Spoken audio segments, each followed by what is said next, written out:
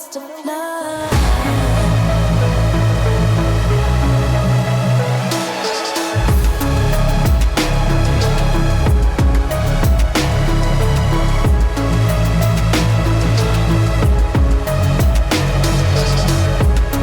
For the first time since 2017, we finally decided to try out a new convention we've never been to before. And that convention is Middle Tennessee Anime Convention, or colloquially known as MTAC. To be honest, I'm kinda shocked I've never attended this con before, as it's been running pretty much every year in Nashville, Tennessee since 1999. But for whatever reason, there just isn't much coverage to be found of MTAC when checking online. So it really flew under the radar for me. But all that changes today. This is the official Convention Review's Middle Tennessee Anime Convention Review. Wow, that was a mouthful. The size of MTAC is a bit deceiving. When looking at the hotels themselves, you would be forgiven for thinking it runs more on the smaller size. But don't be fooled. MTAC is actually the biggest anime convention in all of Tennessee, and there were a lot of people at this con. A lot more than I expected, at least. Google tells me the con gets somewhere between 6 and 10,000 attendees each year. While I have no way to verify this,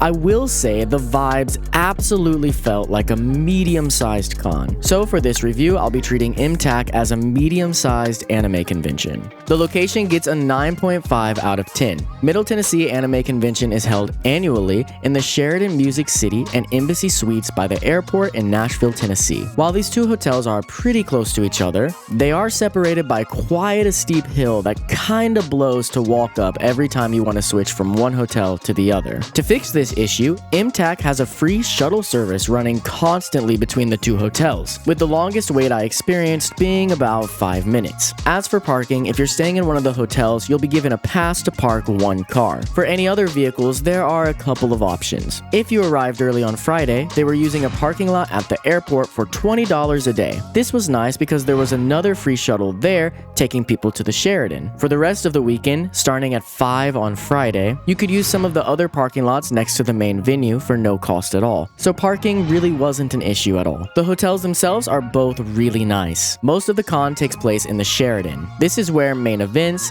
the dealer's room, artist alley, most of the panel rooms, the viewing room, and the autographs were located. It did get a bit cramped there at times, but the use of the courtyard allowed guests to spill outside, making things less congested. The Embassy Suites, on the other hand, held all of the gaming for the con. While I personally like the look and feel of the Embassy Suites more, if you're not into gaming, you could have probably just ignored the Embassy Suites altogether, unless you were staying there for the night, which I would highly recommend, as we did, and it was a super good experience. Oh, also both hotels have restaurants built into the hotel, and they both offered smaller things like hot dogs, hamburgers, fruits, and things like that. So food really wasn't an issue. Organization gets a 9 out of 10. Most everything we experienced ran well. Not all, but most. I was worried before arriving because they were supposed to mail badges before the con, but for whatever reason, they were unable to do so, meaning people needed to pick them up at the con. But this wasn't really an issue because I never saw the registration line get long at all, and we got through in about 2 whole minutes. There were a couple of late panels and some things that ended up being moved around, but they were pretty good about updating their app concerning any panel changes. One thing I did find weird was that some panels would have one name written physically outside the panel, but a completely different name written in the app, leading us to have a little confusion, but overall, we felt like everything was pretty well organized. The dealer's room gets a 9 out of 10. To get around a lack of space, MTAC went with the unique option of separating the dealer's room into 2 different rooms and putting the artist's alley in a lobby area in the Sheridan. This actually worked out pretty well, and I found it to be a breath of fresh air compared to pushing everything into one super cramped room.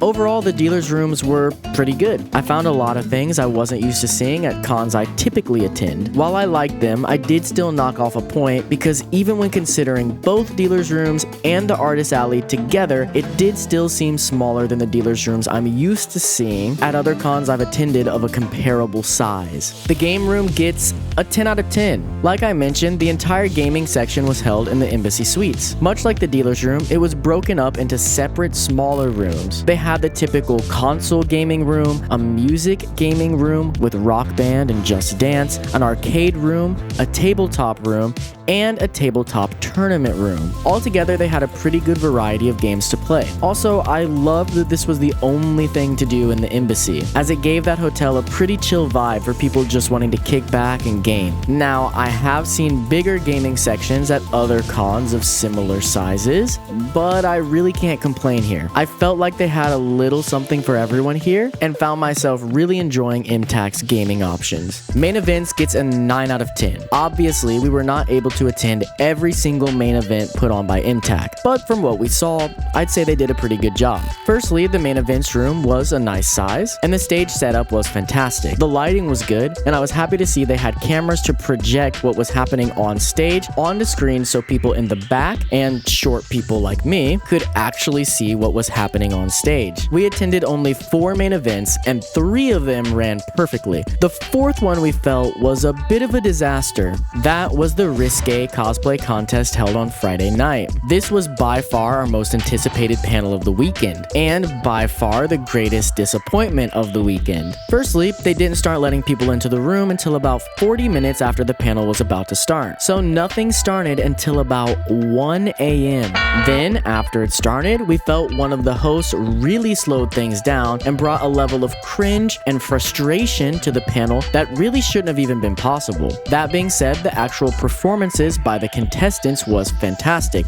You guys were great. But everything around it was so frustrating in a way that I've never seen in the around 70 conventions I've attended over the years. Anyway, I'll talk more about this specifically in my vlogs later. Considering it was just one 18+ panel, I'm not weighing it too heavily. So all things considered, I thought the main events were pretty great. Staff gets a 9 out of 10. While we did experience a couple people on staff who felt a bit, maybe overbearing's the right word, for the most part, everyone we met was really nice and helpful. I thought most everyone presented themselves in a very professional way. I did notice a couple of occasions where outside one of the dealer's rooms and outside one of the panel rooms, there was no one checking badges, but this only happened a couple of times and I'm really not sure what was going on with that, but for the most part, they were really good about checking badges over the weekend. We did notice a lot of official security at the Sheraton. I have no clue if they were provided by the hotel or hired by the con or what the deal was with them in general. On the one hand, it was kind of nice having armed security making sure nothing was going down, but on the other hand, some of these individuals felt pretty aggressive and added a strange vibe to the con that I had never experienced before. That being said, I'm not weighing the security into my score, as I don't really know the whole story as to why they were even there to begin with, and I myself am not sure how I personally feel about them being such a seemingly integral part of a convention. It's something I need to sit on for a bit. What did you guys think?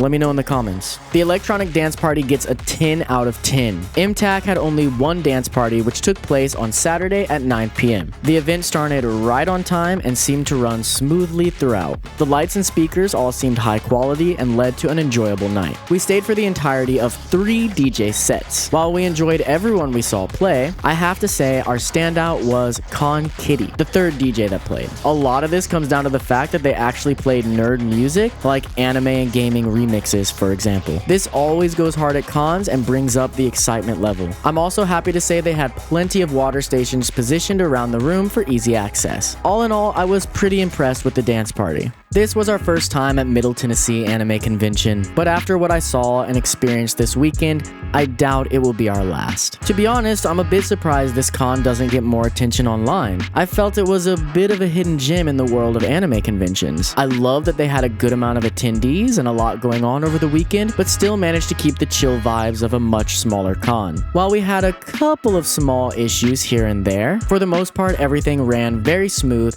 and left us feeling rather impressed. At the end of the day, I give Middle Tennessee Anime Convention, or MTAC 2024, a 9 out of 10, and the Convention Review seal of approval. Keep in mind, this score is weighed to that of other medium-sized conventions. It was a great choice for our first new con in years, and I highly recommend you check it out, even if you have to drive a few hours to get there. Stay nerdy.